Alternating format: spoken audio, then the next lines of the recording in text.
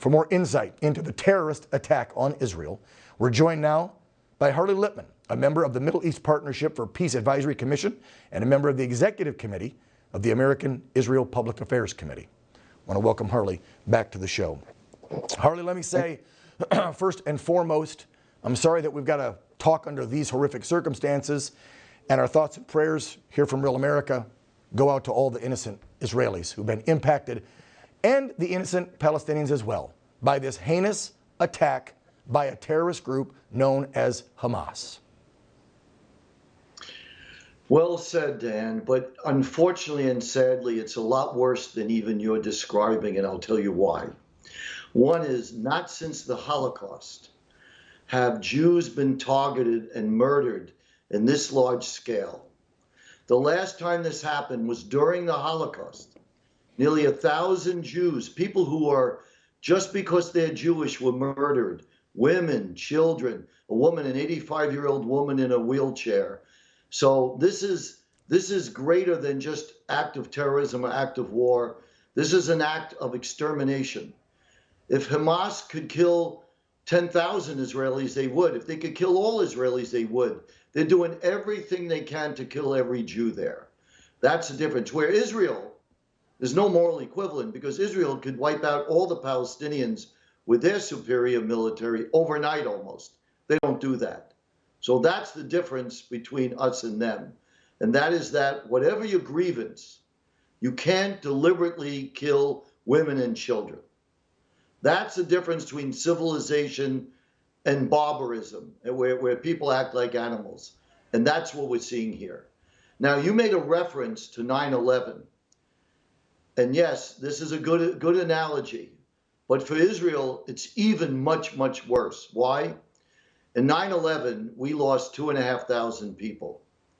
The equivalent for Israel is losing 30,000 people. That's the equivalent. It would have been, the United States would have had to lose 30,000 people on 9/11 to equal the impact on Israel, which is a much smaller nation. That's one comparison. The second is, and I'm sorry to bring it up, but rape, sexuality. This is the first time in the Middle East that now Hamas is using rape as a weapon, just like ISIS, like Al-Qaeda. It's just terror and rape. Third difference is the taking of hostages. Right. Over 100, never I heard, happened. Harley. Is that what you're hearing? Over 100? Most of them women and children? Yeah, they say 100 to 150. They don't know the exact number now. Horrific. Let's talk about how this happened, and as far as no warning. Usually, America, very good about sharing intelligence back and forth with Israel. You guys have great counterintelligence as well. How did all of this go missed? You know, because that was the big talk here after 9/11, because we had seen, you know, the Clinton administration go and the Bush administration come in, only be in for what, 8.5 months, and the attack hit. Everybody went, how could we have missed that? There was warning signs under the Clinton regime, and Bush got told at the beginning too. And of course, then everybody said, well, maybe there was some inside work. I mean, who knows? Bottom line is, how could something like this, with you guys' sophisticated Iron Dome and all the great intelligence, and I'm sure undercover agents over in Palestine, there should have been chatter that this was building up. I mean, they came in on, perhaps some video, they came in on paragliders with two guys on them shooting in the festival, and they had on police uniforms acting like police, and they got on that base and killed IDF soldiers. I mean, this was organized. It wasn't a random like, oh, let's go over there and kill Jews today. This was organized well. How did it get missed? It was organized and brilliantly executed by Hamas and by Iran, which is one reason why it happened is Israel violated a cardinal rule of warfare. Never underestimate your enemy, which is, I think, one thing that happened, one reason why. It's just a general theme in Israel that Israel got too complacent. The second reason is that Israel appears to rely too much on technology. They could intercept everything. They listen on phone calls, as you said. Apparently, the way Hamas did this was no phones, no communication. They kept it quiet. They did it very effectively, and Israel kind of dropped the ball on that. Israel's going to have to go through a lot of real self-analysis and reflection about this, because On another level, the Israeli government let down the Israeli people. The primary role of government is to protect its citizens. Yeah. And Israel failed to do that. So there's going to be a reckoning on that basis. I think also that there was a cyber attack on the Israeli military. I heard about that. Which, yeah, put them out of commission. And I think that's why there was no communication in the chain of command. So I know someone whose niece was in Sderot, and she's on the phone, so begging, crying. The Israelis saying, "Where are you? Where are you?" She's peeking out the window, and couldn't see any helicopters or hear any Israelis.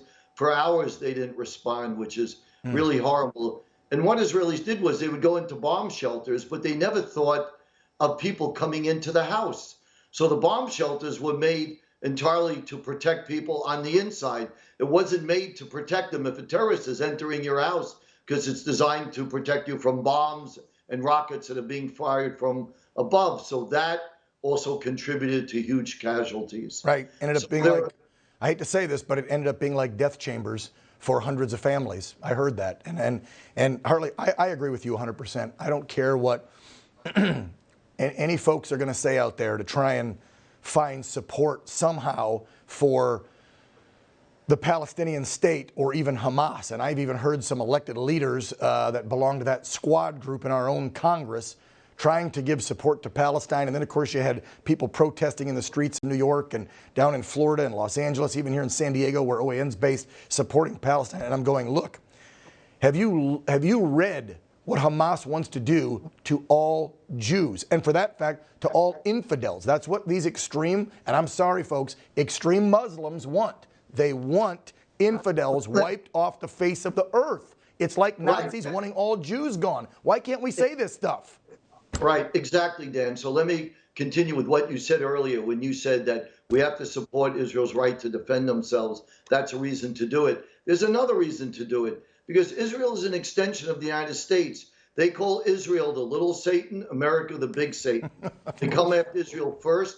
It's the one Western outpost with Judeo-Christian values in that vast land of Arab Muslim world. They want to eliminate Israel, and then they'll turn their attention on the United States.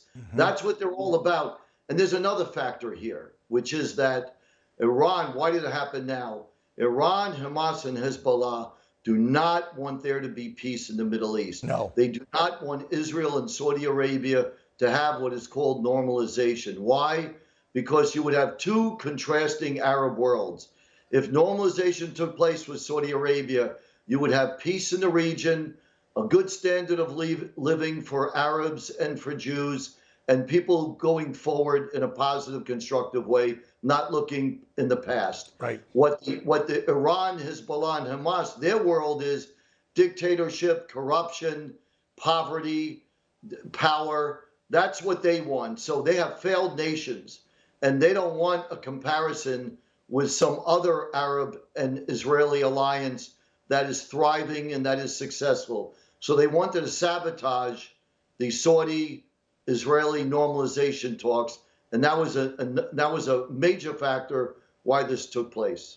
Harley Lippman, we're out of time. I wish we had a guy named Donald Trump back in there who helped do the Abrams Peace Accords. I know you had a hand in that as well, and it's a real damn shame that we're looking at Peace Accords. It's a damn shame that we're looking at what we're looking at today, when just a few years ago we had somewhat of, we could call, peace in the Middle East. Harley, thank you for your insight. If I could throw in one last thing, if the Biden administration would send an aircraft carrier to the Gulf, that would be a hugely constructive thing to warn Iran.